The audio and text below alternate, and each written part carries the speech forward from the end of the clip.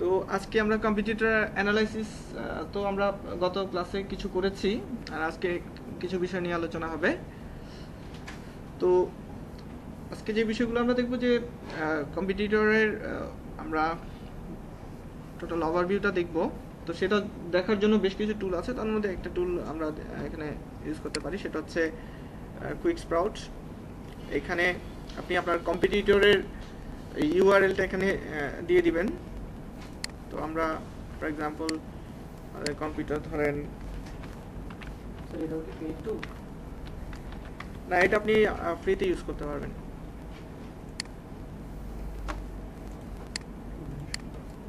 না না, prevention.com লিখতে হবে না, এটা জাস্ট এক্সাম্পলের জন্য আমি এখানে জাস্ট দিচ্ছি, এটা আপনাদের কোনো কাজে আসবে না। ধরে নিচ্ছি যে এই সাইটটা আপনার কম্পিটিটর আর কি, এটা একটা হেলথ রিলেটেড সাইট। ওকে, দিয়ে এন্টার বাটনে চাপ দিব।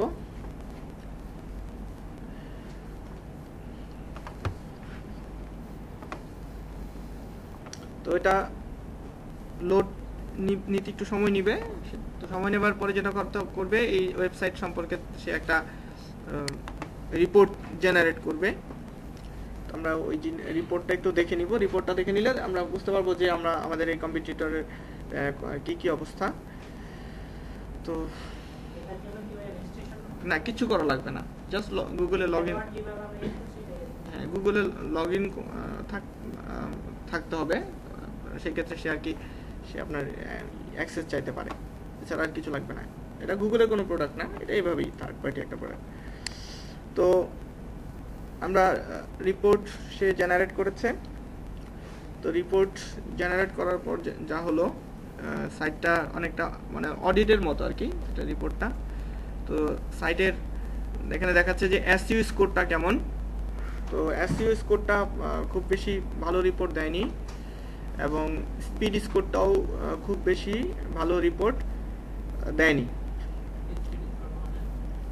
সাইটটা লোড নিতে যে সময়টা লাগে সেটা হচ্ছে তার স্পিডের সাথে সম্পর্কযুক্ত, কতটা ফাস্ট সাইটটা। তো সেই জায়গাটাতে এই সাইটটার কিছু ঘাটতি আছে। জি, এটা এটা অ্যাটলিস্ট 70-র উপরে তো হতোই, হ্যাঁ 70-র উপরে 80-র উপরে এরকম যেত। তো যাই হোক, সি সি সিগারেট, ঠিক আছে। তো সে এখানে বলতেছে যে 5টা আপনাকে রিকমেন্ডেশন দিয়েছে, হ্যাঁ 5টা সাজেশন দিয়েছে।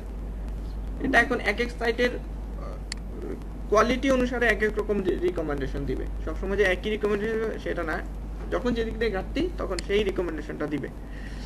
তো এখানে 5টা রিকমেন্ডেশন আছে, আর এই স্পিডের ক্ষেত্রে 12টা রিকমেন্ডেশন আছে। তো সাইট কিভাবে স্পিড করা যায় সেটা আমরা অন সাইট অপটিমাইজেশনের ক্লাসে আমরা প্র্যাকটিক্যালি দেখতে পারবো।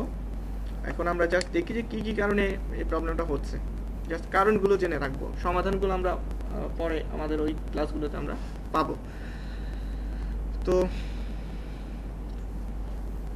এরপর এখান থেকে দেখাচ্ছে যে সাইটটা ডেস্কটপ থেকে দেখতে সেটা কেমন, ট্যাব থেকে দেখতে কেমন, বা ফোন থেকে দেখতে কেমন, অর্থাৎ সোজা কথা সাইটটা আর কি রেসপন্সিভ কিনা, হ্যাঁ মোবাইল ফ্রেন্ডলি কিনা।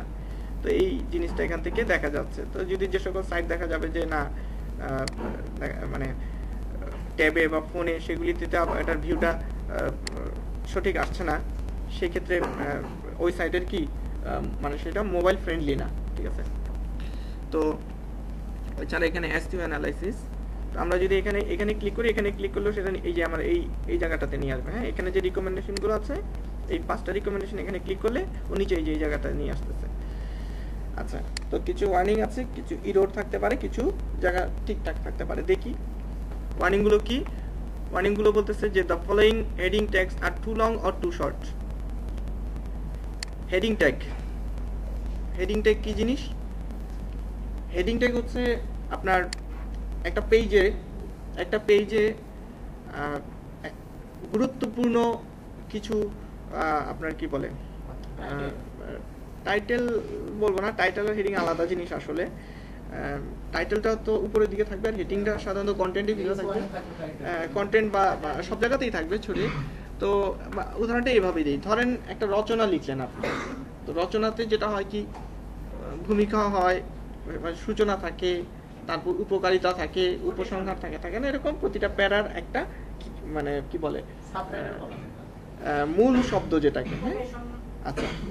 তো হ্যাঁ আমরা সাবটাইটেলও ধরতে পারি সেটাকে, সাবটাইটেল গুলো এক কথায় আর কি, সোজা কথা প্রতিটা প্যারার প্রতিটা পার্টের জন্য যে ইম্পর্টেন্ট যে কি বলে যে কিওয়ার্ড বলতে পারি বা যে অংশটা বলতে পারি সেই অংশটা হচ্ছে হেডিং। তো এই হেডিং হচ্ছে 6টা হেডিং হয়, H1 H2 H3 এইভাবে H6 পর্যন্ত হয়। তো প্রায়োরিটি ক্যালকুলেশনের দিক থেকে H1টা সবচেয়ে গুরুত্বপূর্ণ, তারপর হচ্ছে H2, তারপর H3, তারপর আস্তে আস্তে এভাবে যাবে। তো নিয়ম হচ্ছে যে আপনার সাইটে আমি বলেছিলাম যে H1 SEO কুয়াকের যখন আমরা ডায়াগনোসিস রিপোর্ট দেখিয়েছিলাম তখন কিন্তু বলেছিলাম হেডিং এর ব্যাপারে, তাই না? তখন তো যে একটা সাইটে কি হবে, হেডিং ট্যাগ সাধারণত একটা পেজে একটাই থাকবে, আর সেটা কাকে দিব, টাইটেল কি দিব, তাই না? তাহলে আর বাদ বাকি যে পার্টগুলো থাকবে ওগুলোতে আমরা কি করব, H2 ইউজ করব, H3 ইউজ করব, অন্যান্য জিনিসগুলো ইউজ করব। এছাড়া একটা সাইটের যে ডানে বামে নিচে যে বিভিন্ন ধরনের ফুটারে, তারপরে রাইট উইজেটস, লেফট উইজেটস যে সেগমেন্টগুলি থাকে ওগুলোকেও আমরা চাইলে, ওগুলো বিভিন্ন হেডিং এর আন্ডারেই একটা থিম যখন তৈরি করা হয় ওগুলোকেও কোনো না কোনো থিম হেডিং এর আন্ডারে রাখা হয়। সাধারণত ওগুলিকে H3 H2 এভাবে রাখা হয়, থাকে না এরকম ডান দিকে ক্যাটাগরি, পপুলার পোস্ট, থাকে না এরকম বিভিন্ন এরকম। তো এখন প্রশ্ন হচ্ছে যে হেডিংটা আপনাকে অবশ্যই ন্যূনতম H1 H2 H3 ইউজ করতে হবে, এই তিনটা ইউজ করতেই হবে, নাহলে আপনি SEO ফ্রেন্ডলি হচ্ছে না এরকম ভাবে। আর আরেকটা ব্যাপার হচ্ছে যে আপনার হেডিংটাকে যেটা করতে হবে, মিনিমাম কিছু ক্যারেক্টার দিতে হবে, মিনিমাম এবং ম্যাক্সিমামকে ফলো করতে হবে, ঠিক আছে? যেটা কিনা SEO কুয়াকেও আমরা দেখেছিলাম, তাই না? ক্যারেক্টার লিমিটের কথা ছিল না এখানে। আর কুইক স্প্রাউট যেটা করতেছে, কুইক স্প্রাউট যেটাকে সাজেস্ট করতেছে সেটা হচ্ছে যে 15 থেকে 65 ক্যারেক্টার, নট ওয়ার্ডস, শব্দর কথা বলে নাই, বর্ণের কথা বলেছে, যে 15 থেকে 65টা বর্ণের মধ্যে এই ট্যাগগুলো থাকার কথা বলা হচ্ছে। হ্যাঁ, আপনি মাইক্রোসফট ওয়ার্ডে যখন স্পেস দেন তখন তো এটাকে কাউন্ট করে। তো এই হেডিং ট্যাগটা বলতেছে কি যে এক্ষেত্রে too long or too short. তো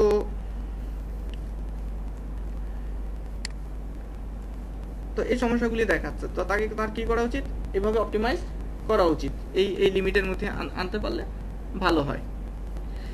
এরপর কি, এরপর বলতেছে তার কিছু ডাইনামিক ইউআরএল আছে। ডাইনামিক ইউআরএল কি, এই যেমন যেগুলো ধরেন রিডেবল না, হ্যাঁ যেগুলো হচ্ছে রিডেবল না, যেমন দেখেন এখানে কি আছে, বিভিন্ন ধরনের এই যে প্রশ্নবোধক চিহ্ন, নাম্বার, হ্যাঁ এটা রিডেবল না, এটা না সার্চ ইঞ্জিনের কাছে রিডেবল, না মানুষের কাছে রিডেবল, তাই না? তো এরকম যে ডাইনামিক ইউআরএল, তো সে বলতেছে যে সাইটে যদি কখনো কোনো কারণে এরকম ডাইনামিক ইউআরএল যেটা তৈরি হয়, তো এই ডাইনামিক ইউআরএল গুলো সে কি পছন্দ করে না। তো যদি সম্ভব হয় ওই ডাইনামিক ইউআরএল গুলোকে মানে এডিট করে যদি রিডেবল করে নেওয়া যায় তাহলে সেক্ষেত্রে সেটা ভালো হয়। তারপর হচ্ছে ইমেজ, বলতেছে ইমেজে should have descriptive alt tag. তো ইমেজে আমরা কি শিখেছিলাম যে অল্টা ট্যাগ থাকলেই একটা ইমেজ কি হয়, গুগল সেটাকে রিড করতে পারে, যে বুঝতে পারে যে এটা কি কিসের ইমেজ। তো ইমেজ অল্টা ট্যাগ থাকতে হবে। আর এক্ষেত্রে যেটা হচ্ছে বলতেছে যে কিছু অল্টা ট্যাগ আছে যেগুলি মিসিং, অর্থাৎ কিছু ইমেজে কি অল্টা ট্যাগ নাই, মিসিং আছে। আচ্ছা, তো তার মানে তাকে তার ইমেজগুলো কি করতে হবে, আরো অল্টা ট্যাগ ইউজ করতে হবে। কিভাবে অল্টা ট্যাগ ইউজ করবেন আমরা অনসাইটের ক্লাসে আমরা প্র্যাকটিক্যালি দেখব। আজকের ক্লাসের সাথে অনসাইট অপটিমাইজেশনের ক্লাসের সম্পর্ক আছে, মানে আজকের ক্লাসটা হচ্ছে অনসাইটের বিষয়গুলোর সাথে জাস্ট পরিচিত হওয়া, আর অনসাইট হচ্ছে এটা প্র্যাকটিক্যালি করা। ওকে, তারপর বলা হচ্ছে টাইটেল ইজ টু লং, যে টাইটেলটা আছে সেই টাইটেলটাকে সে কি বলতেছে, টু লং বলতেছে। তো আমাকে কি করতে হবে, এই ক্যারেক্টার লিমিটের মধ্যে নিয়ে আসতে হবে। আর অবশ্যই আমরা যেটা করব, আমাদের কিওয়ার্ডকে আমরা আমাদের শুরুর দিকে রাখার চেষ্টা করব। কিওয়ার্ড প্রমিনেন্স প্রক্সিমিটির কথা তো আমরা বলেছিলাম, তাই না? সেইভাবে আমাকে সেই জিনিসটা ফলো করতে হবে। তারপর হচ্ছে সোশ্যাল মিডিয়ার ইমপ্যাক্ট দেখাচ্ছে, এখানে দেখাচ্ছে যে তার সোশ্যাল মিডিয়াতে কি পরিমাণ এঙ্গেজমেন্ট আছে। তো এই এঙ্গেজমেন্টগুলো আমরা এদিক থেকে দেখে নিব। আমরা ধারণা নিব যে সে মানে কোন জায়গাতে তার সবচাইতে বেশি এফোর্ট দিয়েছে বা কোন জায়গা থেকে তার এঙ্গেজমেন্টটা সবচাইতে বেশি, বেশি হলে কত, এই ধারণাগুলো আমরা এখান থেকে নিচ্ছি। মানে হচ্ছে কে 9200, আর কে মানে হাজার, তার মানে 9200, ঠিক আছে। আচ্ছা, তারপর এখান থেকে ব্যাকলিঙ্ক কাউন্টার, ব্যাকলিঙ্ক সম্পর্কে এখান থেকে যদিও খুব ভালো ধারণা দিবে না, জাস্ট এখান থেকে জাস্ট একটা সংখ্যাটা দেখাচ্ছে। আমরা ব্যাকলিঙ্কের পার্টটা অন্য একটা টুল দিয়ে আরো ডিটেইলস দেখে নিব। এরপর এখানে কিওয়ার্ডের কথা বলা হচ্ছে, যে বলতেছে যে কিওয়ার্ড কিছু কিছু শব্দ সে পেয়েছে যেটার ফ্রিকোয়েন্সি বেশি, কিন্তু এখন যেটাকে সে ফ্রিকোয়েন্ট মনে করছে সে দেখতেছে যে এটা কি আছে কিনা টাইটেলে, সেই বিষয়টা। তো ঘটনাটা হচ্ছে যে মূল কথা হচ্ছে যে ফ্রিকোয়েন্সি যেটা মানে কোনো শব্দকে আপনারা খুব বেশি ফ্রিকোয়েন্ট এমন করতে দিয়েন না, চেষ্টা করবেন যে আপনার আর্টিকেলে কোনো শব্দকে ওটা বেশিবার ব্যবহার হচ্ছে এমন না হোক, হ্যাঁ, ওটাই সবচেয়ে ভালো হয়। আর আরেকটা ব্যাপার হচ্ছে যে চেষ্টা করবেন যে টাইটেল, ডেসক্রিপশন, হেডিং এগুলিতে আপনার কিওয়ার্ডটা অন্তর্ভুক্ত থাকুক, মূল কথা হচ্ছে এটা। এখন ঘটনাটা হচ্ছে ধরেন কথার কথা যে এগো শব্দটা কোনো কারণে বারবার চলে আসতেছে লিখতে গিয়ে, তাই না?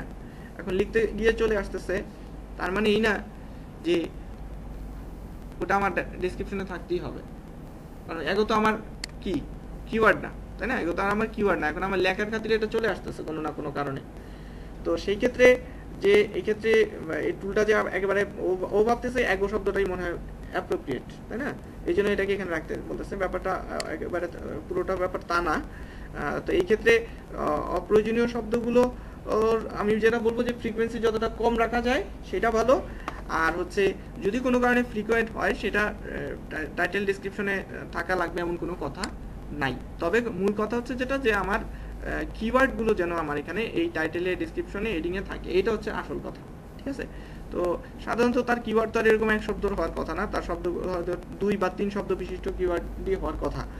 তো সেইগুলি দেখতে হবে যে ওইগুলো কি আসলে এই জায়গাটাতে আছে কিনা। সেই দৃষ্টিকোণ থেকে ধরেন এইটা বা এইটা, যেমন ওয়েট লস যদি তার কিওয়ার্ড হয়ে থাকে সেটা আছে কিনা সেটা ইম্পর্টেন্ট। তো এটা কিন্তু তার এখানে আপাতত নাই, তাহলে তার এই জায়গাটা কি করা উচিত, তার অপটিমাইজ করতে হলে তার কিওয়ার্ডগুলো, যেহেতু আমি জানি যে এই সাইটটা হচ্ছে একটা হেলথ রিলেটেড সাইট, তো হেলথ রিলেটেড সাইট যেহেতু, তা সেক্ষেত্রে এই কিওয়ার্ডটা তো হেলথের সাথেই যাচ্ছে, তাই না? তো এই বিষয়গুলো তার এভাবে অপটিমাইজ করা প্রয়োজন ছিল। আচ্ছা, তো এইভাবে জাস্ট ধারণা নিতে পারতেছেন যে তার এই জায়গাগুলি কিভাবে অপটিমাইজড আছে বা কিসের ভিত্তিতে আছে। এরপর সে কিছু রিকমেন্ডেশন দিবে আপনাকে যে কি করা উচিত বা কি মানে অর্থাৎ যে কাজগুলো করা উচিত তার মধ্যে মানে সবচেয়ে বেশি জরুরি কোনটা, কোনটা মোটামুটি জরুরি, কোনটা তেমন জরুরি না সেই জিনিসটা। তো এর মধ্যে হায়ার প্রায়োরিটিটাও এটা এক এক সময় এক এক সাইটের এক এক রকম এখানে রিপোর্ট দিবে। সবসময় যে এই 2টা লাইন থাকবে তা না, ভিন্ন থাকতে পারে। তো এটা আপনাকে পড়তে হবে, হ্যাঁ, যে we found some dynamic URLs on your site, ওই যে কিছু ইউআরএল পেয়েছিল, ঠিক আছে? এই ডাইনামিক ইউআরএলগুলি কেন পায়? এই ডাইনামিক ইউআরএলগুলি পায় আসলে অনেক ধরনের, আপনি যখন উইজেটস, অনেক ধরনের প্লাগইনস আপনার সাইটে ইউজ করেন তখন সাধারণত ওগুলি আনইনটেনশনালি কি হয়, ডাইনামিক ইউআরএল তৈরি করে ফেলে। যেমন এখানে ডাইনামিক ইউআরএল তৈরি করেছে কে, এই যে সাবস্ক্রাইব নামে তার যে একটা উইজেটসের কারণে, ঠিক আছে? তো সেটাকে হয়তো বা তাকে অপটিমাইজ করতে হবে ওই সাবস্ক্রাইবের জন্য যে সে উইজেটস ইউজ করেছে বা যে ফর্মুলাটা ইউজ করেছে সেই জিনিসটা। তো যাই হোক, তো বলতেছে ডাইনামিক ইউআরএল আছে, তো এটা একদমই ঠিক না। তো এটার জন্য তাকে কি সাজেশন দিব, এই সাইটের যে ওনার, তাকে সাজেশন যে তোমার যে সাবস্ক্রাইব করার জন্য যে তুমি যে অপশনটা রেখেছো এটা দেখো বিকল্প কোনো ব্যবস্থা করা যায় কিনা, হ্যাঁ, যেটা ডাইনামিক ইউআরএল ক্রিয়েট করে ফেলতেছে অনেক। আচ্ছা, এরপর বলতেছে কি unless they are needed for tracking purpose we recommend to remove them. এই যে দেখেন বলে দিতেছে যে যদি ট্র্যাকিং পারপাসের উদ্দেশ্যে যদি রাখা হয় সেটা আলাদা কথা, কিন্তু যদি ট্র্যাকিং পারপাস না হলে সেক্ষেত্রে এটা রিমুভ করে দেওয়ার কথা বলা হচ্ছে বা বিকল্প ব্যবস্থা নেওয়ার কথা বলা হচ্ছে। তারপর বলা হচ্ছে we can find a meta description tag, make sure this one within your head tag. আচ্ছা, তারপর বলতেছে যে মেটা ডেসক্রিপশনটাকেও সে কি পায়নি, তার মানে তার কি করা উচিত, মেটা ডেসক্রিপশনটাও তার হ্যাঁ অ্যাড করে নিতে হবে হেড ট্যাগে। এরপর মিডিয়াম প্রায়োরিটি, টাইটেল টেক্সট আর an important on page factor. হ্যাঁ অবশ্যই টাইটেল টেক্সটটা important. Your title text should, ওই যে ক্যারেক্টারের কথা তো একটু আগে বললো যে তার টাইটেলটাতে সেই ক্যারেক্টারের মধ্যে যেন রাখে, কারণ সার্চ ইঞ্জিন তো একটা নির্দিষ্ট ক্যারেক্টারের পরে ওই টাইটেল সার্চ ইঞ্জিনে কী করে না, শো করে না। তাহলে আমরা যখন ধরেন আমরা ইনফরমেশন দিতে চাচ্ছি অনেক, বাট দিতে গিয়ে অসম্পূর্ণ রেখে দিব, সেটা ঠিক না। তো এই জন্য বলতেছে যে টাইটেল টেকগুলি অবশ্যই এটাও অপটিমাইজ করা জরুরির মধ্যে, মিডিয়াম প্রায়োরিটির মধ্যে পড়ে, কারণ এটা গুগল ডিসপ্লে করে সার্চ ইঞ্জিনে। তারপর if you focus on building more back links, your ranking should see a positive increase. বলতেছে যে আরও ব্যাকলিঙ্ক ক্রিয়েট করা দরকার। Create more content rich pages, আরও সমৃদ্ধ কিছু কন্টেন্ট দেওয়ার কথা বলছে, এবং বলতেছে as it will help you rank for more long tail keywords. বেশি বেশি কন্টেন্ট দিলে কী হবে, দেখা যাবে যে সে কন্টেন্টগুলিতে কি হয়, সাধারণত লং টেল কিওয়ার্ড নিয়ে তো আলোচনা হয়, তাই না? মূল সাইটটা তো একটা ছোট একটা কিওয়ার্ডের ভিত্তিতে হয়, আর যখন আর্টিকেল লিখবো তখন তো সেই বিষয়টা আরও গভীরে যায়, আর গভীরে গেলে কি হয়, কিওয়ার্ডটা বড় হতে থাকে। ওইটাই বলতেছে যে কন্টেন্ট বেশি দেওয়ার কথা বলতেছে, তাহলে দেখা যাবে যে বড় লং টেল থেকেও আরও ভিজিটর আনা সম্ভব হবে। আর লো প্রায়োরিটিটা খুব জরুরি না, এটা জাস্ট কিছু সাজেশন দিচ্ছে, তারপরে এগুলিও সলভ করা যেতে পারে। আচ্ছা, তো এখানে আপনি যেটা করবেন সেটা হচ্ছে যে বিভিন্ন ধরেন 10 মানে এক একদিন এক একটা করলেন, একদিন ধরেন প্রিভেনশন করলেন, একদিন আরেকটা সাইট করলেন, এভাবে বিভিন্ন সাইট যত এটা অডিট করবেন তত এখানে কি নিত্য নতুন রিপোর্ট পাবেন। তখন আপনার ধারণা হবে যে একটা ওয়েবসাইটে আসলে কি কি ল্যাকিংস থাকে, কি কি ভুল থাকে। হ্যাঁ, একটা দেখলে তো সব হবে না, এরকম অনেকগুলো সাইট একটা একটা করে দেখলেন, একবারে অনেকদিন যদি দেখতে সময় না পান তাহলে একদিন করে দেখলেন, ঠিক আছে? তাহলে ধারণা হবে যে একটা ওয়েবসাইটে কি কি ইস্যু থাকে, আগে এটা বুঝতে হবে যে প্রবলেম কি হয়, কি কি দুর্বলতা আছে সাইটে। এরপর স্পিড টেস্টের ক্ষেত্রে এখানেও কিছু বিষয় দেখাবে, যে কন্টেন্ট অ্যানালাইসিসে এখানে দেখাচ্ছে যে এই যে লোডিং টাইমটা যে সাইটের দেখায়, হ্যাঁ, সেটার মধ্যে সবচেয়ে বেশি কোন কারণে লোডিং টাইমটা আসলে বেশি হয়ে যাচ্ছে। তো এখানে একটা দেখাচ্ছে, গ্রাফ দেখাচ্ছে। তো ওখানে আমরা যেটা দেখতে পাচ্ছি যে ইমেজ হচ্ছে কত 43%, স্ক্রিপ্ট এই সংখ্যাটা থেকে আমরা যেটা বুঝবো সেটা হচ্ছে যে HTML CSS এর সংখ্যাটা বা এই জিনিস কি বলে, মানে এই ধরনের কোডগুলো যতটা কম হবে ততটাই ভালো, ঠিক আছে, ততটাই ভালো হবে। তারপর হচ্ছে সাইজ অ্যানালাইসিস, তারপর বিভিন্ন স্ক্রিপ্টের সাইজ কোনটার কত, স্ক্রিপ্টের সাইজ হচ্ছে সবচেয়ে বেশি। তো স্ক্রিপ্টের যিনি এটা ডিজাইন করেছেন, উনি যাদেরকে দিয়ে ডিজাইন করিয়েছেন তাদেরকে সাজেস্ট করতে হবে যে এটার স্ক্রিপ্টেরটাই ম্যাক্সিমাম জায়গা নিয়ে নিয়েছে, এটাকে আর একটু রিডিউস করা যায় কিনা। যদিও এটা আমরা এসইও যারা, আমরা তো আর স্ক্রিপ্ট কোডিং এগুলি চেঞ্জ করতে পারবো না, কমাতে পারবো না, এক্ষেত্রে তাকে সাজেস্ট করে দিতে পারবো যে এই জায়গাটাতে যদি অপটিমাইজ করেন তাহলে আপনার কিছুটা স্পিড অপটিমাইজড হবে।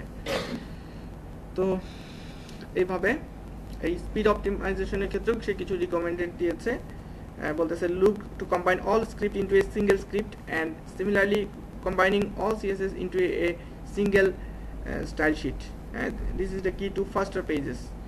ওকে,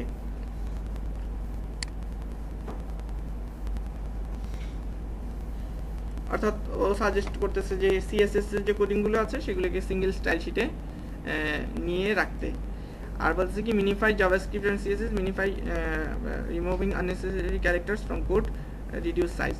আচ্ছা, যখন ডিজাইন করা হয় তখন বিভিন্ন ধরনের জাভাস্ক্রিপ্ট বা CSS কোড দেওয়া হয়, যে কোডগুলো তে দেখা যায় কি অনেক সময় দেখা যায় যে যিনি কোড দিয়েছেন তার কাজের সুবিধার্থে উনি অনেক ধরনের সেগমেন্টগুলোকে কমেন্ট দিয়ে আলাদা করে, যে বোঝা যায় যে এই কমেন্টের নিচে এই কোড, মানে এই কোডটা এই কাজের জন্য, যারা মানে এতে এই সুবিধাটা যেন আরেক ডেভেলপার যখন এটা হাত দিবে কাজে, সে যেন সহজে বুঝে ফেলে যে এতটুকু কোড এই কাজে, এতটুকু কোড এই ধরনের অনেক সময় আননেসেসারি কোড থাকে।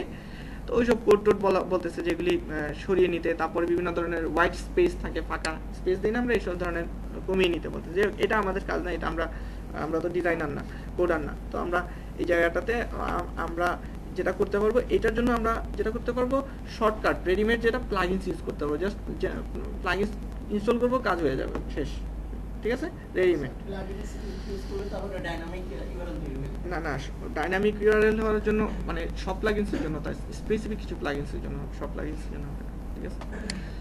তো এইভাবে আপনাকে বেশ কিছু সে সাজেশন দিবে। ওকে, আচ্ছা, তো এভাবে আমরা কি করতে পারি, একটা হালকা পাতলা একটা ধারণা নিতে পারি একটা সাইটের, তাই না, যে সাইটের কি অবস্থাটা কি, একটা মোটামুটি ধারণা নিতে পারি। তো এরকম আপনি যে কিওয়ার্ডে কাজ করতে চাচ্ছেন সেই কিওয়ার্ডে যখন 5 জন কম্পিটিটরের এভাবে রিপোর্টটা আপনি দেখবেন, তখন কি আপনি কিন্তু আপনার ধারণা হবে যে এই সাইটের এই জায়গাটাতে স্ট্রেংথ বেশি, এই সাইটের এই জায়গাটাতে উইক পয়েন্টটা বেশি। আর আপনারা কিন্তু খেয়াল মাথায় রাখবেন যে উইক পয়েন্টগুলোটাই আপনার জন্য, ব্যাপারটা হচ্ছে যে উইক হইলেই তো আপনার জন্য ভালো, আর তাহলে আপনি ইজিলি ওই জায়গাতে যেতে পারবেন। তো এখানেও দেখাচ্ছে যে আমরা সোশ্যাল মিডিয়া অ্যানালাইসিসেও দেখাচ্ছে যে এখানে এঙ্গেজমেন্টগুলো সামারিটা দেখাচ্ছে এখান থেকে, যে তার ফেসবুকে কি পরিমাণ তার এঙ্গেজমেন্ট সবগুলোতে। আর এছাড়া এখানে দেখাচ্ছে যে কোন কন্টেন্টে বা কোন ইউআরএল এ তার হচ্ছে এঙ্গেজমেন্টগুলো বেশি। তো আমরা এখান থেকে যে ধারণাটা নিতে পারি সেটা হচ্ছে যে যেখানে এঙ্গেজমেন্ট বেশি, যে কন্টেন্টগুলিতে এঙ্গেজমেন্ট বেশি, আমরা কি তাহলে ওই ধরনের কন্টেন্ট আমরাও ক্রিয়েট করতে পারি, তাই না? এখান থেকে একটা আইডিয়া নিতে পারি না যে যেহেতু এখানে এঙ্গেজমেন্ট বেশি, এই কন্টেন্টটাতে এঙ্গেজমেন্ট বেশি, তাহলে আমরা এই ধরনের কন্টেন্ট যদি তার সাইটের সাথে আমার সাইটের সাবজেক্ট মোটামুটি মিলে থাকে, তাহলে আমি কি করতে পারি, আমি এটা এত সহজেই বোঝা যাচ্ছে যে আমি যদি এইটা নিয়ে লিখি, এটার চাইতে এটা নিয়ে লিখলে এঙ্গেজমেন্ট অনেক হয়তো বেশি হবে, তাই না? বা এটা নিয়ে লিখলে, কারণ এখানে দেখাচ্ছে তো এঙ্গেজমেন্টের সংখ্যা। আচ্ছা, এখান থেকে আমরা আর কি তার কন্টেন্ট আইডিয়াটা ধারণা নিতে পারি। আর এখানে ক্লিক করলে সে এই যে কি বলে সর্ট করে নিল, অর্থাৎ আগে তো ছিল বেশি কম এরকম মিক্স করা ছিল, এখন কিন্তু সে সর্ট করে নিচ্ছে যে সবচেয়ে ভালো যে তার কন্টেন্টগুলো ফেসবুকে এঙ্গেজমেন্ট, এই যে দেখেন এই পর্যন্ত এই ধারণাগুলো আমরা এখান থেকে ইজিলি নিয়ে নিতে পারছি যে কোন কন্টেন্টগুলিতে সে সাকসেস, তাই না? তো এটাও কিন্তু আমাদের জন্য একটা হাতিয়ার হিসেবে কাজ করবে এই জিনিসটা। ঠিক একইভাবে এক্ষেত্রে আপনি ধারণাও নিতে পারবেন যে এই ধরনের কন্টেন্ট লিখলে সেটা ফেসবুকে সবচেয়ে বেশি এঙ্গেজমেন্ট হবে। এক এক প্ল্যাটফর্ম কিন্তু এক এক রকম, যেমন পিন্টারেস্টে হচ্ছে ধরেন আপনি চাইলে ওখানে সব বিষয় নিয়ে লিখলেই ওখানে এঙ্গেজমেন্ট হয় না, এক একটা কমিউনিটি এক এক রকম হয় কিন্তু, তাই না? তো ঠিক একইভাবে আপনি যদি এখান থেকে দেন, ধরেন কথার কথা পিন্টারেস্টে আমি যাই, এখানে ক্লিক করি, এই দেখেন পিন্টারেস্টে দেখা যাচ্ছে যে এই বিষয়টা নিয়ে এঙ্গেজমেন্ট সবচেয়ে বেশি, তাহলে আপনার কন্টেন্টটা পিন্টারেস্টে সবচেয়ে বেশি এফোর্ট এই টপিকটা নিয়ে এখানে দেন। একটা ধারণা নেওয়া যাচ্ছে যে কোন কমিউনিটি থেকে সে সাকসেস বেশি তার এরকম। তো যখন আপনি এরকম 5 জন কম্পিটিটরের এই জায়গাটা অ্যানালাইসিস করেন, তখন কিন্তু আপনার একটা ধারণা হবে যে আমার 5 জনেরই পিন্টারেস্টে এইরকম কন্টেন্টগুলিতে এঙ্গেজমেন্ট বেশি, তাহলে আমার এই ধরনের কন্টেন্টগুলো পিন্টারেস্টে বেশি মার্কেটিং করা উচিত, বেশি দেওয়া উচিত। এই ধরনের কন্টেন্ট ফেসবুকে এঙ্গেজমেন্ট বেশি, কারণ এক এক দেশে কিন্তু একটা রুচি চাহিদারও একটা ব্যাপার থাকে, তাই না? এক এক দেশে এক এক রকম হয়। তো যাই হোক, আমরা এখান থেকে একটা প্রাথমিক ধারণা নিতে পারি, ঠিক আছে? আর এখান থেকে ওভারঅল স্কোর কি বলতেছে এখানে, review of prevention testing progress. আচ্ছা, এখানে হচ্ছে তার যেটা দিচ্ছে যে একটা স্কোর দিয়েছে, মানে ওখানে তো দিয়েছিল যে সি গ্রেড দিয়েছিল এসইও, আর এখানে ওভারঅল তার রিপোর্টটা দিচ্ছে সব মিলিয়ে 70-র কাছাকাছি আছে, তাহলে খারাপ না, ভালো একটা সাইট। তো এসইও স্কোর কি বলতেছে এখানে 74 বলতেছে না? আচ্ছা, তারপর এখান থেকে আর কি জাস্ট আপনি যেটা করতে পারবেন, ও সবকিছুর ভিত্তিতে আর কি আপনাকে অ্যাভারেজে একটা রিপোর্ট দিচ্ছে। তো এভাবে বেশ কিছু সাইট যখন আপনি এভাবে কম্পেয়ার করবেন, এখানে আরো 2-4টা দিতে পারেন, দিলে আরো ক্লিয়ার হবেন আপনি, ঠিক আছে? এই সাইটের মতো যদি আপনি সাইট নিতে চান, তাহলে ধরেন এখানে লিখবেন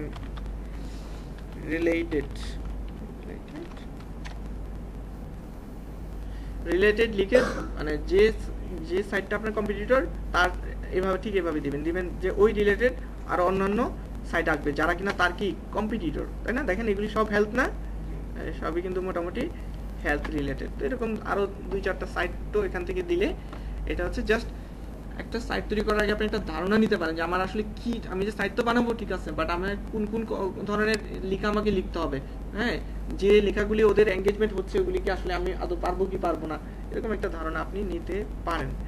তো এইভাবে আপনি এখান থেকে যেটা করতে পারেন, এই কোথায় ছিলাম, এভাবে অ্যাড করে দিলে কয়েকটা আপনি ধারণা নিতে পারবেন।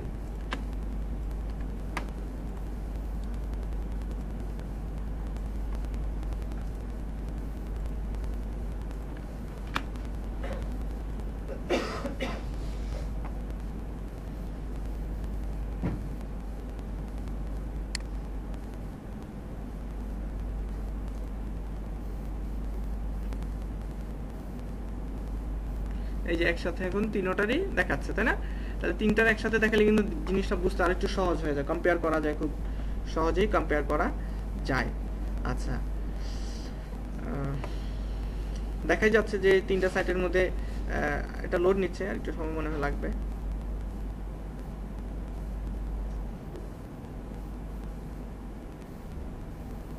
তো স্বাভাবিকভাবে কি বোঝা যাচ্ছে? বোঝাই যাচ্ছে যে আমাদের এই তিনটার মধ্যে ভালো কে, এই সাইডটা, আর ওটা একটু অবস্থা খারাপ।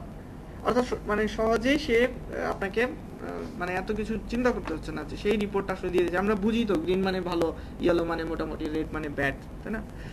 তো এর থেকে আপনিও ডিসিশন নিতে পারেন যে আমার আসলে কোন কম্পিটিটরকে ফলো করা উচিত, তাই না? আমি কি একে ফলো করবো, না একে করবো, কাকে করবো, সেটাও তো একটা ধারণা, তাই না? আপনি যে খারাপ তাকে ফলো করলে তো আপনার সমস্যা হবে, তাই না? আমি এভাবে আপনারা এরকম কয়েকটা চারটাকে দিয়ে এভাবে রিপোর্টটা জেনারেট করতে পারেন। তারপর সবার রিপোর্টগুলি এভাবে দেখলেন, ঠিক আছে? সবার রিপোর্টগুলি দেখলে আপনার একটা ধারণা তৈরি হবে। তাহলে পারা যাবে না? জিনিসটা খুব সহজ না? খুবই সহজ, ঠিক আছে? ওকে, তো নিজের হোক বায়ারের হোক, ধরেন prevention.com-টা বায়ারের, এখন তার কম্পিটিটর যারা আছে, তার রিলেটেড সাইটগুলো, সে তাকে যখন আমি এরকম রিপোর্ট দিব, এরকম ভাবে তাকে যখন আমি দেখাবো, তখন কিন্তু সে একটা ধারণা নিতে পারতেছে যে এই সাইটটা কেন ভালো, বা এরকম 4-5টা একসাথে করলে ধারণা নেওয়া যাচ্ছে না যে এটা ভালো, এটা ভালো না কেন, এই কেনটা কি আইডেন্টিফাই করা যাচ্ছে, ঠিক আছে? তো এটা আপনাকে মানে সোজা কথা, আপনার বায়ারের জন্য হোক বা আপনার জন্য হোক, কম্পিটিটর অ্যানালাইসিসের জন্য কিছু কি বলে ডিসিশন তৈরি করতে ডেফিনেটলি হেল্প করবে আপনাকে, তাই না?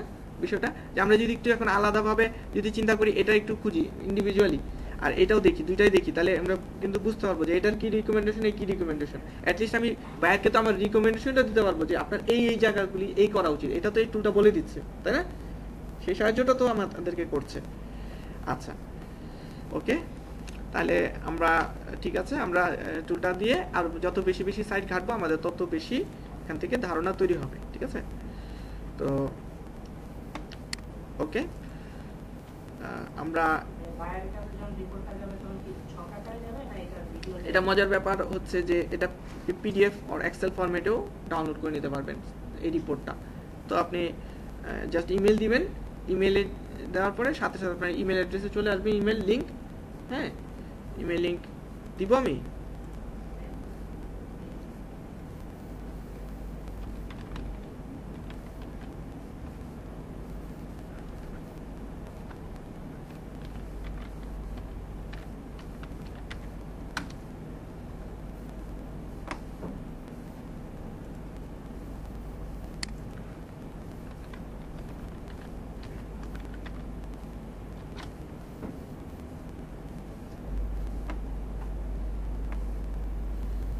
কিছুটা সময় নিতে পারে হয়তো বা,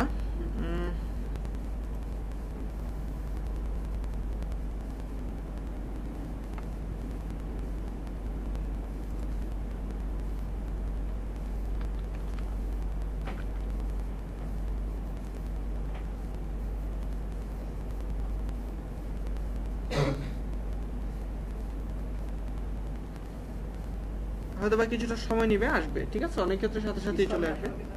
হ্যাঁ, আসতে পারে। আমি অলি তো দিলাম, অলি দিলে তো সবই আসে নাকি?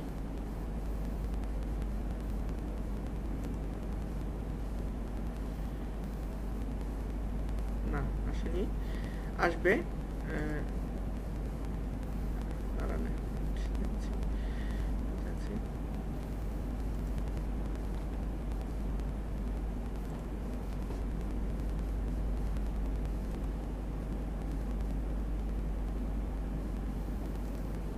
যেমন ধরেন এই যে 2 তারিখে আমি একটা রিপোর্টটা দেখাচ্ছি। এই যে দেখেন এইভাবে ইমেল আসবে, তারপর সে বলে দিবে যে আপনি কি চাচ্ছেন।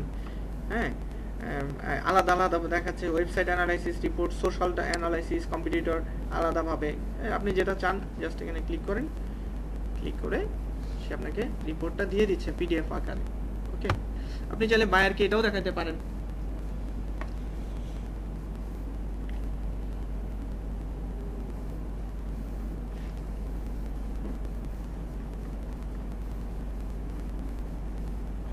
ঠিক আছে, এটা এভাবে রিপোর্ট আসবে। তো আমরা এভাবে ইউজ করব। এরপর আমরা দেখব সেটা হচ্ছে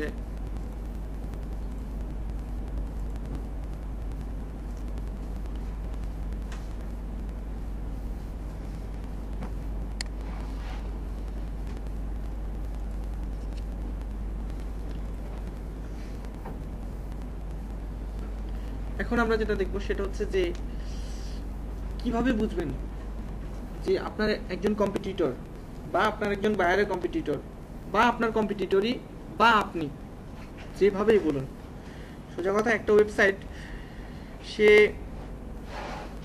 মানে তার ব্যাপারে ফোরকাস্টিংটা কিভাবে করবেন, অর্থাৎ তার সামনের দিনগুলোতে তার ওয়েবসাইটটা আসলে কি কোনো পেনাল্টি খাওয়ার চান্স আছে কিনা, হ্যাঁ, সেটা কিভাবে ফোরকাস্টিং করা যায়।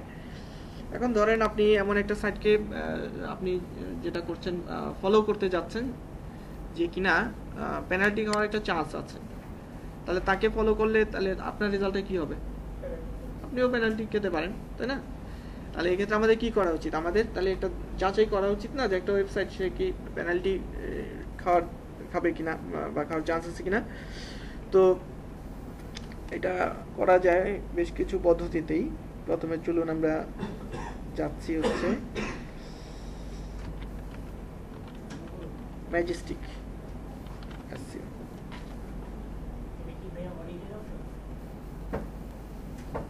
অডিট, এখন সবকিছুই অডিটের অংশ।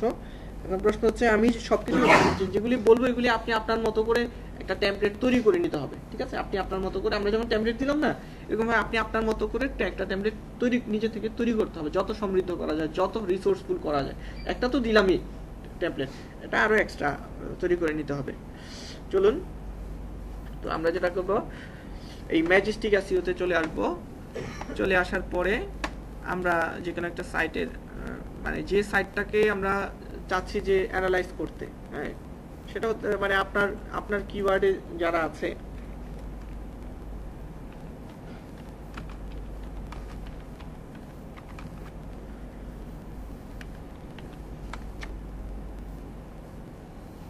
তো এরকম বিভিন্ন সাইট থাকে না, এরা তো আপনার কম্পিউটার, যদি আপনি কিওয়ার্ডে কাজ করেন তো আপনি একটু অ্যানালাইজ করে দেখলেন যে কার আসলে কি। তো সেই ক্ষেত্রে যেটা হবে সাধারণত এখানে যেটা করে মানে ব্যাকলিংকের পার্টটা আমরা এখন একটু আর কি অ্যানালাইজ করবো একটা ওয়েবসাইটের। তো ধরুন এখানে আসলাম, আমি আমার নিজের সাইট বা বায়ারের সাইটটাকে দিলাম দেখার জন্য যে কি অবস্থা। নিজের সাইট সম্পর্কে তো আমরা জানি কোথায় কি করছি না করছি। বায়ারের সাইট যদি হয় বা অন্য কারো সাইট হয়, এখানে লিংক দিব, দিয়ে আমরা এখানে এন্টার দিব। দেবার পরে যেটা করব, এখানে দেখতে পাচ্ছেন যে ট্রাস্ট ফ্লো আছে আর সাইটেশন ফ্লো আছে। এটা বলি নাই না আমি সেদিন, বলা হয়নি। ওকে, তো সাইটেশন ফ্লোটা হচ্ছে অ্যাকচুয়ালি তার যে সে যে মানে ব্যাকলিংক তৈরি করতেছে বিভিন্ন জায়গাগুলিতে, যে সে তার ওয়েবসাইটের লিংকটা রেখে আসতেছে, মার্কেটিং করছে, অফ পেজ SEO করছে, তো লিংক বিল্ডিং করছে, সেটার একটা স্কোরিং। আর ট্রাস্ট ফ্লো হচ্ছে যে এই যে কাজটা করতেছে সে, এই কাজের আসলে কতখানি কোয়ালিটি সে জিনিসটা। তো যদি কোনো সাইট, আপনার যে সাইটেশন ফ্লোটা দেখতে পাচ্ছেন, সেই সাইটেশন ফ্লোর মিনিমাম অর্ধেকের নিচে রেজাল্ট আসে ট্রাস্ট ফ্লো, তাহলে আপনাকে বুঝতে হবে যে ওই ওয়েবসাইটের লিঙ্কিং প্যাটার্নটা ভালো না। তো এই জন্য আমাদেরকে যেটা করতে হবে, আমরা একটা কাজ করতে পারি, যেটা হচ্ছে আমরা ট্রাস্ট ফ্লোকে সাইটেশন ফ্লো দিয়ে ভাগ করতে পারি। ঠিক আছে, ট্রাস্ট ফ্লোকে সাইটেশন ফ্লো দিয়ে যদি আমরা ভাগ করি, তাহলে যেটা বের হবে সেটাকে বলে ট্রাস্ট রেশিও বের হবে। হ্যাঁ, ট্রাস্ট রেশিও সবসময় 0.5 উপরে হইতে হবে, 0.5 উপরে। যত বেশি হবে তত ভালো। যদি 1 হয় বা 1 চেয়ে বেশি হয় তাহলে আরো ভালো।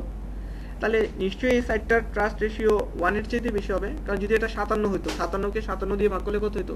1। আর এটা 57 চেয়ে বেশি, তাহলে এখন এটা দিয়ে ভাগ করলে কি 1 চেয়ে বেশি হবে না? তার মানে কি বুঝতেছি এই ওয়েবসাইটে কি? তার মানে বোঝা যাচ্ছে যে এই ওয়েবসাইটের ব্যাকলিংক যে প্রোফাইলটা, মানে ব্যাকলিংকটা যথেষ্ট ভালো। ঠিক আছে, ব্যাকলিংকটা যথেষ্ট ভালো মোটামুটি।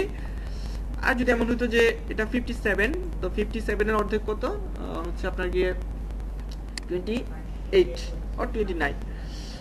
তো ধরেন 29, তো 29 এর নিচে যদি থাকতো, ধরেন এটা 57 আর এই ট্রাস্ট রেশিও হচ্ছে 20, তখন কি বুঝতাম? ডেফিনেটলি সেটা 0.5 এর চাইতে অনেক আরো নিচে চলে আসতেছে। তার মানে ওই ওয়েবসাইটের ব্যাকলিংকের প্রবলেম আছে, কোয়ালিটি ওরকম নাই। ঠিক আছে, তো ওই ক্ষেত্রে আমার কি তার ওয়েবসাইটকে ফলো করা উচিত? Definitely not. তো এভাবে আমরা তাহলে যার কিনা এখানে 57 আর এখানে 20 হবে, তাহলে আমরা ধরে নিতে পারি যে তার একটা পেনাল্টি খাওয়ার একটা চান্স রয়েছে, তাই না? এভাবে আমরা একেবারে খুব নিমিষেই, যদিও একেবারে এটাই যে একেবারে একমাত্র পদ্ধতি তা না, এটা অনেকগুলি পদ্ধতির মধ্যে একটা পদ্ধতি। তো এভাবে আমরা কি করতে পারি? আমরা খুব সহজে একটা ওয়েবসাইটকে মানে যেটা করতে পারি, যাচাই করে নিতে পারি না যে তার ব্যাকলিংকের প্যাটার্নটা কেমন। ধরেন একজন বায়ার কাজ দিল, হ্যাঁ, আমরা সাথে সাথে তাকে বললাম যে আপনি ওয়েট করেন, আমি একটু দেখে নিচ্ছি। তো তার ওয়েবসাইটটা যখন লিঙ্কটা এখানে দিচ্ছেন, তার ট্রাস্ট রেশিওটা দেখলেন যে তার ট্রাস্ট রেশিওটা হচ্ছে 0.5 এর উপরে, সেটা 0.7 হতে পারে, 0.8 or 1 or 1 point something। যদি হয় তাহলে সব ঠিক আছে, আর যদি কম হয় তাহলে তাকে সাজেস্ট করতে হবে যে না, যে আপনার সাইটে কোথাও ব্যাকলিংকের প্রবলেম আছে, এই জন্য এটা ট্রাস্ট রেশিওটা এরকম হয়ে গেছে। আপনাকে আপনার সাইটে তাহলে যেটা করা উচিত, আপনার ব্যাকলিংকে পরিবর্তন আনতে হবে। ঠিক আছে, আমরা এতটুকুই সাজেস্ট তো করতে পারবো, নাকি করা যাবে? হ্যাঁ, আমরা সেটা দেখবো বলতে এখানে ব্যাকলিংকে ধরেন এটা 57, এটা 20, তার মানে হবে বিষয়টা এরকম যে ওই ওয়েবসাইটটা হয়তো তারা রিলিভেন্ট জায়গাতে ব্যাকলিংক করতেছে না, হ্যাঁ, ইরিলিভেন্ট জায়গায় ব্যাকলিংক করতেছে। তারপর হচ্ছে যে সকল জায়গায় ব্যাকলিংক করতেছে সেই সকল সাইটগুলি কোনো স্প্যামি সাইট হতে পারে, অর্থাৎ লো কোয়ালিটি সাইট হতে পারে। হ্যাঁ, তারপর হতে পারে যে সকল সাইটে ব্যাকলিংক করতেছে সেই সকল সাইটে কন্টেন্ট খুব থিন, কন্টেন্ট ভালো না, বাজে মানের, এরকম বিভিন্ন কারণ থাকতে পারে। তো এরপর নিচে দেখতে পাচ্ছেন যে এক্সটার্নাল ব্যাকলিংকস। তো আর এখানে দেখতেছেন রেফারিং ডোমেইন, রেফারিং আইপি। এখানে ঘটনাটা হচ্ছে যে এটা হচ্ছে মানে কি মোট তার যে ব্যাকলিংকটা, তো সেই ব্যাকলিংকটা মানে ব্যাকলিংক যত বেশি হোক সেটা নিয়ে আপনাকে চিন্তা করা দরকার নাই। ধরেন আপনি এই সংখ্যাটা দেখলেন, তো এই সংখ্যাটা দেখে আপনি মানে এটাই ফাইনাল ডিসিশন হবে না। এই সংখ্যাটা যাই হোক, মূল ঘটনাটা হচ্ছে তার যে আইপিটা কত। একটা ওয়েবসাইটে আইপি থাকবে একটা, তো আপনি ওয়েবসাইটে যদি ব্যাকলিংক করেন, সে 5টা করলেও সেটা আইপি কিন্তু একটাই ধরে নিবে, তাই না? তো তার এই সাইটটার টোটাল ব্যাকলিংক হচ্ছে এতগুলো, তন্মধ্যে যে ডোমেইন যেটা, সেই ডোমেইনের জন্য ব্যাকলিংক কতগুলো, এতগুলো, আর ইউনিক ব্যাকলিংক কতগুলো, এইটা। তাহলে মূল জিনিস হচ্ছে এইটা, ইউনিক ব্যাকলিংক। অর্থাৎ আপনি যদি আলাদা আলাদা ইউনিক সাইটে যদি এরকম এতগুলো ব্যাকলিংক করতে পারেন, সেটাই হচ্ছে মূল বিষয়। আপনার ব্যাকলিংক যতগুলোই থাকুক, গুগল র্যাঙ্কিং এর ক্ষেত্রে কিন্তু আসলে ইউনিক এই আইপিটাই দেখতেছে। ঠিক আছে, তো যদি এরকম হয় যে রেফারিং আইপি, এটা তো আমি খুবই অনেক বড় একটা সাইট দেখালাম। আপনারা তার ইনিশিয়াল অবস্থায় এত বড় সাইট নিয়ে কাজ করবেন না, এটা তো খুব অথরিটি সাইট, অনেক বড় সাইট, অনেক আগে, দেখেন 5 বছর আগেও তার রিপোর্ট আছে, অনেক আগের সাইট। তো সেক্ষেত্রে হতে পারে আপনার কম্পিটিটরের আইপি থাকতে পারে ধরেন 50টা, 100টা থাকতে পারে, কথার কথা। তো এরকম যদি থাকে তাহলে আপনি কি করতে পারেন, আপনি কি ডিসিশন নিতে পারেন? 100টা ব্যাকলিংক কি আপনি করতে পারবেন না? আলাদা আলাদা সাইটে, 100টা সাইটে প্রতিদিন 5টা করে করলেও তো আপনার 20 দিনে 100টা হয়ে যাচ্ছে, তাই না? হ্যাঁ, রিলিভেন্ট সাইট, আর রিলিভেন্ট সাইট তো এরকম পৃথিবীতে অনেক আছে, হাজার হাজার আছে। তো এরকম তো আমাদের আইপিটা দেখাটাই হচ্ছে মূল বিষয়। এরপর যেটা হচ্ছে এখানে আরেকটা জিনিস ইম্পর্টেন্ট আছে, সেটা হচ্ছে যে অ্যাঙ্কর টেক্সট, ধরেন তার ট্রাস্ট রেশিও ভালো, তার পাশাপাশি আপনাকে আরেকটা জিনিস দেখতে হবে, সেটা হচ্ছে যে এটা দেখতে পাচ্ছেন যে সে যে বিভিন্ন জায়গায় ব্যাকলিঙ্ক করেছে, হ্যাঁ, তার লিঙ্কটা যে বিভিন্ন জায়গায় সে রেখে এসেছে। তো কিভাবে রেখে এসেছে, বিভিন্নভাবে রেখে আসা যায়। তো যাই হোক, তো সাধারণত কোথাও অন্য একটা সাইটে ব্যাকলিঙ্ক করতে গেলে যেটা হয়, সাধারণত অনেক ক্ষেত্রে যেটা হয়, ধরেন কমেন্ট করলো, বিভিন্ন ফোরামে তার লিঙ্ক দিয়ে আসলো, ফোরাম সিগনেচারে, তারপরে সেই গেস্ট ব্লগিং করলো, হ্যাঁ, অথর বায়ো লিঙ্কে, অথর বায়ো হচ্ছে মানে তার পরিচয় থাকে না, যে এই আর্টিকেলটা এই ব্যক্তি লিখেছে, তারপর ওখানে কিন্তু তার সাইটের লিঙ্ক থাকে না এরকম। তো এরকম বিভিন্নভাবে তো অনেক ব্যাকলিঙ্ক করা যেতে পারে। তো ব্যাকলিঙ্ক করার সময় যেটা হয়, অনেক ক্ষেত্রে যেটা হয়, নির্দিষ্ট একটা শব্দকে টার্গেট করে লিঙ্কিং করা হয়, সেটাকে বলা হয় অ্যাঙ্কর টেক্সট, তাই না? যেমন দেখেন এখানে যদি আমি দেখি, যেমন ধরেন এই যে ইন্ডেক্স বিল্ড, এই শব্দটার উপরে কি গেলে অন্য আরেকটা লিঙ্কে নিয়ে যাচ্ছে না, আমাকে নিয়ে যাবে না? তাহলে এই ক্ষেত্রে এই শব্দটা কি করা হয়েছে, এটা হচ্ছে অ্যাঙ্কর টেক্সট। যে লিঙ্কটা এখানে ক্লিক করলে যে লিঙ্কে নিয়ে যাবে, সেই লিঙ্কের অ্যাঙ্কর টেক্সট হচ্ছে কি এই শব্দটা, তাই না? কোনো শব্দকে টার্গেট করে যদি লিঙ্কিং করা হয়, ওটা হয় অ্যাঙ্কর টেক্সট। তো অ্যাঙ্কর টেক্সটের ব্যাপারটাতে গুগল এটাকে অবশ্যই খুব গুরুত্বর চোখে দেখে। তো যে আপডেটগুলো দিয়েছে গুগল, যে আপডেটগুলি তার হয়েছে, পেনাল্টিগুলি অনেক ক্ষেত্রে দিয়েছে।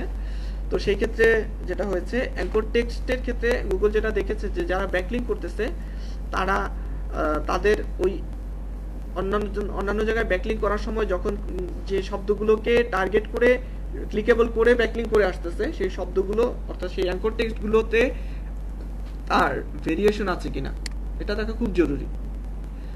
অর্থাৎ আপনি যে কিওয়ার্ডে র্যাঙ্ক করতে চাচ্ছেন, আপনার র্যাঙ্কিং কিওয়ার্ড যেটা, সেই র্যাঙ্কিং কিওয়ার্ডটাই যদি সব জায়গায় অ্যাঙ্কর টেক্সট হিসেবে ব্যবহার করে ব্যাকলিঙ্ক করেন, তাহলে আপনার পেনাল্টি খাওয়ার একটা চান্স আছে। হতে পারে আপনার লিঙ্ক রিলিভেন্ট সাইটে আছে, হ্যাঁ, আপনার সাইটের সাথে মিলে এমন সাইটেই আপনি ব্যাকলিঙ্ক করেছেন, যেখানে ব্যাকলিঙ্ক করেছেন ওই ওয়েবসাইটের কোয়ালিটি খুব ভালো, সবই ঠিক আছে, কিন্তু আপনি যে ভুলটা করেছেন সেটা হচ্ছে যে আপনার অ্যাঙ্কর টেক্সট বুঝতে পারতেছেন তো অ্যাঙ্কর টেক্সট কি? হ্যাঁ, তো যখন আপনি সবই ঠিকঠাক ছিল, আপনার রিলিভেন্ট ছিল, কোয়ালিটি সম্পন্ন ওয়েবসাইটে ব্যাকলিঙ্ক করেছেন, সবই ঠিকঠাক, কিন্তু আপনি যে ভুলটা করেছেন, যে আপনার অ্যাঙ্কর টেক্সট যে শব্দটাকে টার্গেট করে আপনার ওয়েবসাইটের লিঙ্কটা দিয়ে এসেছেন, সেই অ্যাঙ্কর টেক্সটটা আপনার এক্সাক্ট ম্যাচ র্যাঙ্কিং কিওয়ার্ড, যে কিওয়ার্ডে আপনি র্যাঙ্ক করতে চাচ্ছেন, একদম হুবহু এক্সাক্ট ম্যাচ, সেই শব্দটাকে টার্গেট করেই বারবার লিঙ্ক করে আসতেছেন। ধরেন 100টা ব্যাকলিঙ্ক করলেন, 100টা সাইটে গিয়ে আপনার লিঙ্কটাকে দিয়ে আসলেন, এক্ষেত্রে আপনি 70টা সাইটেই আপনি যে কিওয়ার্ডে র্যাঙ্ক করতে চাচ্ছেন সেই শব্দটাকে দিয়ে অ্যাঙ্কর করে রেখে আসছেন। তাহলে যেটা হবে, গুগল এক্ষেত্রে আপনাকে একটা পেনাল্টি দেওয়ার চান্স রয়েছে। কেন? কারণ গুগল চিন্তা করতেছে যে ও এই কিওয়ার্ডে র্যাঙ্ক করতে চাচ্ছে, এবং এই কিওয়ার্ডে সে সবচেয়ে বেশি এরকম করছে কেন, মানে তার মোটিভটা হচ্ছে মানে র্যাঙ্ক, মানে সে এক কথা ন্যাচারাল মনে হচ্ছে না তার কাছে, হ্যাঁ, আপনি ইমপ্যাসিস করে ফেলতেছেন, ওভার অপটিমাইজ করে ফেলছেন। আর গুগল অ্যাক্সেস কোনো কিছু গুগল পছন্দ করে না, ন্যাচারাল ভাবে কিছু করতে হবে, ঠিক আছে? তাহলে আমরা একটু দেখি যে এই সাইটটার কি অবস্থা। তো এইভাবে এখানে একটা এটা তো পাই চার্ট, তাই না? তো এখানে যেটা হচ্ছে, দেখেন বিভিন্ন পার্সেন্টেজ দেখাচ্ছে, এখানে এই কালারটা যেটা দেখাচ্ছে, এরকম বিভিন্ন কালার ওয়াইজ দেখাচ্ছে। তো এখানে বিভিন্ন ধরনের আছে, এখানে তার ব্র্যান্ড নেম আছে, এখানে তার যেটা আছে কি বলে, এটা হচ্ছে তার সাইটের ইউআরএল আছে, তারপরে হচ্ছে তার এখানে দেখা যাচ্ছে যে কি বলে, এখানে মনে হয় তার কোনো এলএসআই কিওয়ার্ড হতে পারে, তারপর অ্যাকশন কিওয়ার্ড আছে, এই যে রিড ফুল আর্টিকেল এরকম, তারপর হচ্ছে যে নেকেড ইউআরএল আছে। তো মানে নেকেড ইউআরএল হচ্ছে যেটা একেবারে ডাইরেক্ট ইউআরএলটা সরাসরি, যে for to know more this visit this link, এরকম ডাইরেক্ট লিঙ্ক দিয়ে দিয়েছেন এরকম। তো এখানে দেখা যাচ্ছে তার ভেরিয়েশন আছে 1 2 3 4 5 6 7 8 9 এরকম কিছু ভেরিয়েশন আছে। তো আপনার যত ভেরিয়েশন থাকবে আপনার অ্যাঙ্কর টেক্সটে সেটা তত বেশি ভালো হবে, আর যত ভেরিয়েশন কম হবে তত সেটা সমস্যা হবে। ধরেন কথার কথা সে এই কিওয়ার্ডে র্যাঙ্ক করতে চাচ্ছে, হ্যাঁ এই কিওয়ার্ডটাতে, এই যে এটাতে বা ধরেন এইটাতে। তো এটাতে এটা হচ্ছে কোনটা, এটা না এটা। এখন এটা 12% না করে ধরেন সেটা করে ফেলো 60%, তাহলে কি হবে, এটা অ্যাক্সেস হয়ে যাবে। তো এই জন্য দেখতে হবে যে আপনার যে কম্পিটিটর যারা আছে তাদের এই ব্যাকলিঙ্ক প্রোফাইলের রেশিওটা কেমন। তো যদি দেখেন যে না মোটামুটি ভ্যারিয়েশন আছে, সে অ্যাক্সেস কিছু করে নাই, তার মানে তার ব্যাকলিঙ্ক প্রোফাইলটা ঠিক আছে। ওকে, তো এখন আমরা কি ধারণা নিতে পারি, এই ওয়েবসাইটটা কি সব ঠিকঠাক আছে না মোটামুটি, তার ট্রাস্ট রেশিও ভালো, তার ব্যাকলিঙ্ক কি বলে, হ্যাঁ ভেরিয়েশন, অ্যাঙ্কর ডাইভার্সিফিকেশনটা তার ভালো, তাই না? আচ্ছা, এভাবে তাহলে আমরা যদি এরকম আরো বেশ কিছু সাইট নেই, 4টা-5টা সাইট যদি এভাবে ট্রাই করি।